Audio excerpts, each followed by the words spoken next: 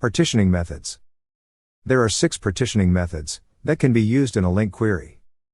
These are take, TakeLast, TakeWhile, skip, SkipLast, and SkipWhile. In the next videos I will explain these methods. But before that, let's understand what does partitioning mean. Partitioning is the process of dividing a sequence into smaller parts based on certain criteria. This can be useful when you need to process only a portion of a sequence, or when you need to skip over certain elements in a sequence. For example, the following sequence. Using take 6, I will get the following 6 elements.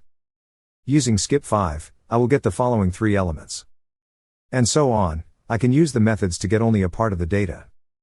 We can use these methods to get, for example, the newest file from a folder, or to get the highest 3 prices from a table, etc. In summary, we have a data source consisting of different elements.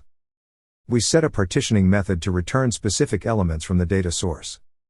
As a result, we get the elements we need. This is what does partitioning mean.